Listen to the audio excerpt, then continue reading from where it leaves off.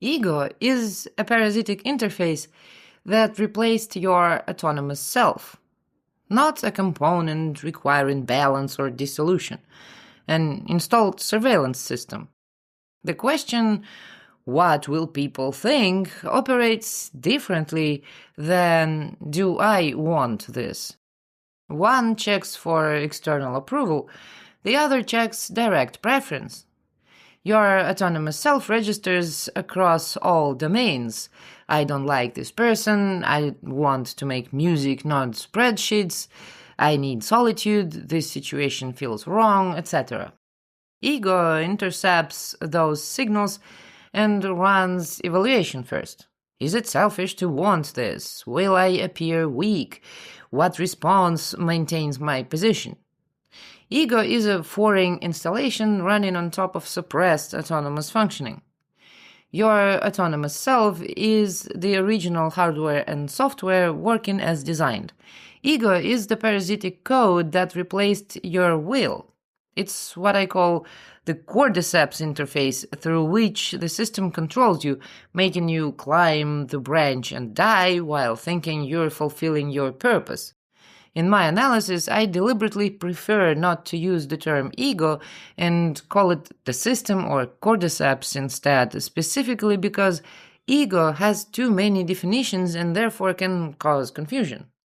The mechanism generating ego follows a specific sequence. Morality establishes absolute categories of good and evil independent of function. This differs from practical feedback. Touching fire burns versus wanting things is morally suspect. Once moral absolutes exist, the possibility of being fundamentally bad becomes real. Not mistaken about something, not wrong in approach, but defective as essence. Shame emerges from that possibility. Shame isn't, I made a mistake, that's just correction. Shame is, I am the mistake. You can't reach I am fundamentally unacceptable without first accepting a moral framework to be judged against. A wolf experiences no shame for being a wolf. Only humans generate existential self-loathing based on arbitrary standards. Once shame installs, once you've internalized that you might be intrinsically bad, ego develops as the compensating mechanism. Its function is managing shame through social positioning.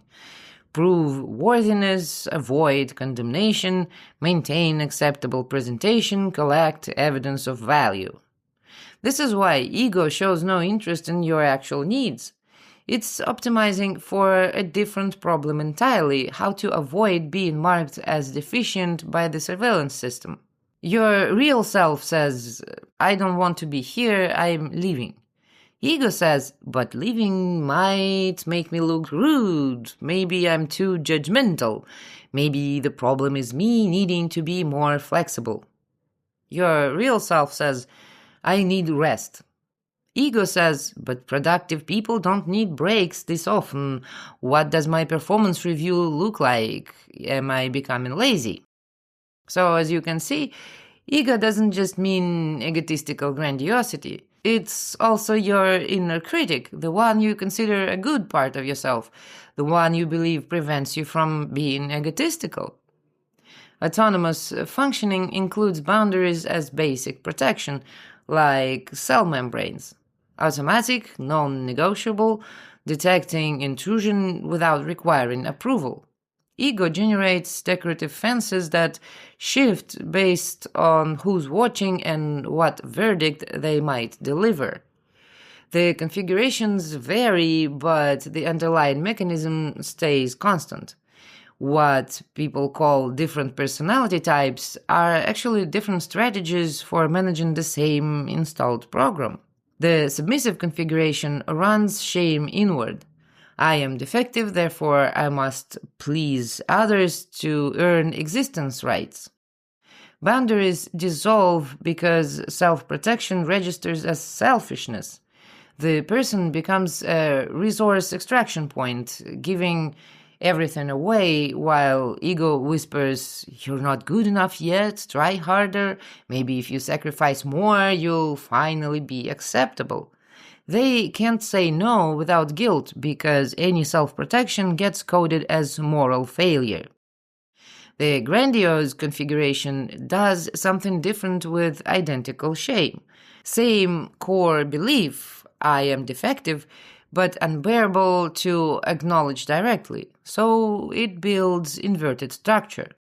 I am not inferior, I am superior. I am not flawed, I'm special. The contempt directed at others is projected shame. Any threat to this defensive architecture triggers collapse back into that shame ocean underneath, generating explosive reaction to minor disagreement. That's what's usually called narcissism. The aggressive configuration rejects internalization entirely, so shame as a weapon and refused installation. Operates through contempt as base layer, discharging shame immediately via attack rather than absorption. This isn't freedom from the parasite, just running dominance patterns instead of submission patterns within the same system.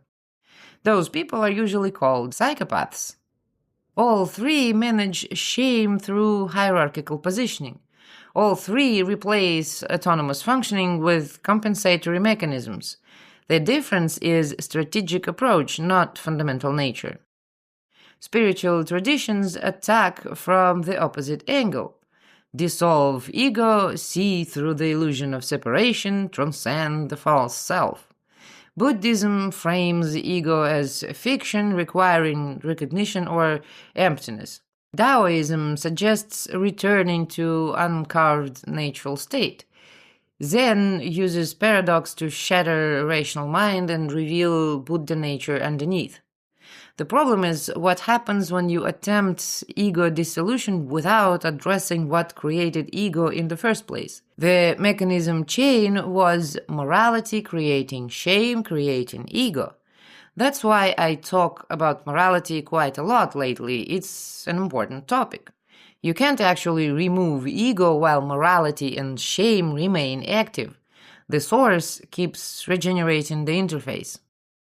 What emerges is either spiritual bypass, building a new ego around being enlightened, present, unattached, creating fresh surveillance around spiritual performance, or genuine dissolution into complete malleability. The system loves this second outcome. Someone with no ego and suppressed autonomous self becomes perfectly moldable, unable to resist extraction because resistance itself feels like ego reasserting. Western philosophy contributes its own confusion by conflating autonomous self with ego construct. When thinkers describe ego as illusion of separation, they're mixing two completely different things. Real functional autonomy, you as actual being with boundaries and needs, versus parasitic surveillance replacing that autonomy. Calling both ego and suggesting dissolution of the whole package means people try eliminating their immune system and calling it spiritual evolution. In the framework of cordyceps, the parasitic system operating through hierarchy, shame, and artificial scarcity, ego functions as the client-side program, the internal agent removing need for external guards. You police yourself, judge yourself, limit yourself, all while experiencing these processes as your own thoughts.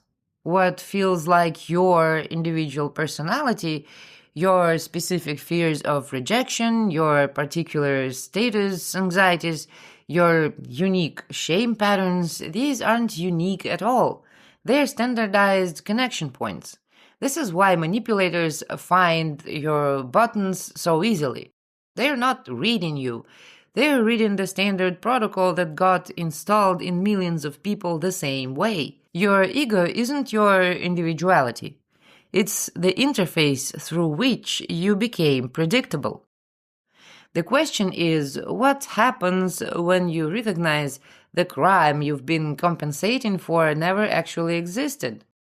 That you were never fundamentally bad, just programmed to believe defectiveness as baseline. The surveillance system loses function. The compensating mechanism has nothing to compensate for. The structure that's been operating as you starts appearing as what it actually is, foreign installation with no legitimate claim to identity. Your autonomous self doesn't need achievements. It needs cessation of suppression. But you can't stop suppressing something without first seeing what's doing the suppression and why it got installed. The mechanism has to become visible before it stops being confused with who you are. Ego isn't a personality component requiring work. It's a parasite requiring recognition.